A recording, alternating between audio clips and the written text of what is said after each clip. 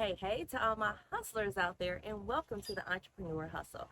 I'm Eleanor, and every week we are exploring, talking about getting it out there, the tips, the tricks, the resources that we all need as entrepreneurs to make sure that our hustle lands us on top.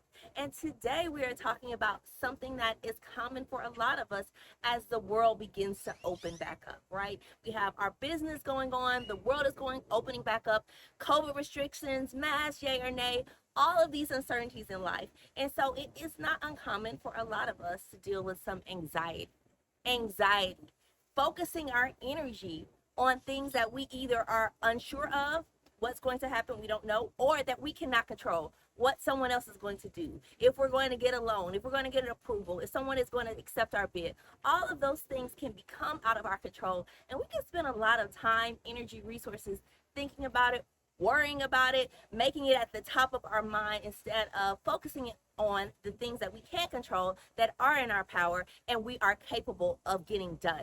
So when you're dealing with anxiety, it can feel overwhelming. It is not an easy thing just to push it past you, to focus on something new, to always be positive. So let's talk about some tips on how to do so, because this is going to be very personal. I know there are some things that work very good for me, but what works great for you is going to be personal to you, to how your brain works, to making sure that you are getting from inaction, the inaction of anxiety, that worrisome feeling, that thinking about all the things that could go wrong, to action, controlling the things that you can do, making sure that you're putting your best foot forward. So we want to move from the inaction of anxiety to the action of getting our roll on. Okay, so first things first, I would like to call it like your scroll of anxiety. Write down your top 10 most anxious moments. Maybe it was when something really disastrous was going to happen, or a health moment, or when you were concerned about your kids or a special loved one, or even being concerned about your business being in a special moment of particular failure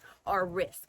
And when you put that list together, all the moments you are most anxious, also put a list together of the result of all that anxiety. You were anxious about this, but what was the outcome? Chances are, in the list of 10, many of those examples where you were feeling the most anxious, you will have a good outcome, or at least an outcome that you can live with. So all your worst case fears, your worst case scenarios on what could happen, chances are the result was something that you could deal with, that you lived through, and you want to have that list with you. So when you are again feeling anxious, you can pull it out and say, hey, these are other times where my anxiety was on a 10, it was on a 12, it was out of the sky, out of the moon, and I was able to overcome. I was able to deal with the reality of whatever rolled through the scenario that was making me anxious.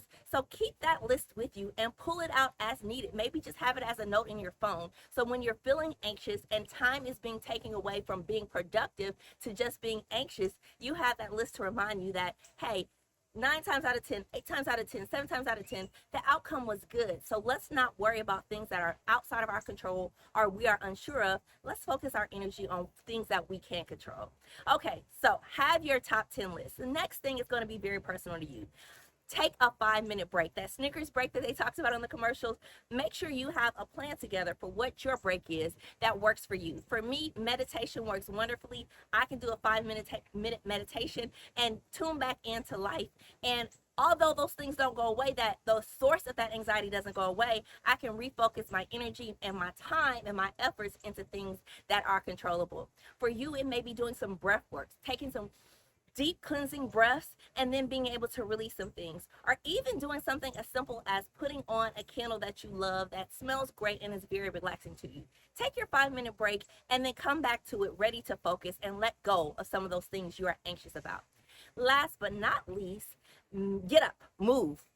When you move, when you get that heart rate up, one, we know that there are endorphins that are released that help you refocus. But we also know that when you get your movement on, it becomes hard to focus on all the things you're worried about.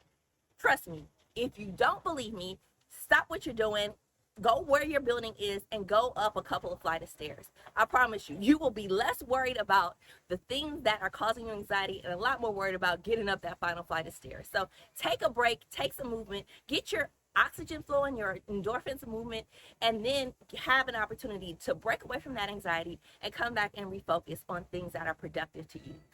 Last but not least, if you are really struggling with anxiety, check out a mental health professional.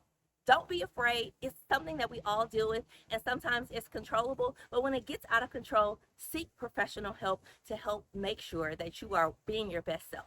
As always, like, share, and subscribe to the Entrepreneur Hustle. Join us on our YouTube page, and you can hop in on the conversation on LinkedIn, on Facebook, and on our website. Thanks so much, and don't forget, always keep your hustle on top.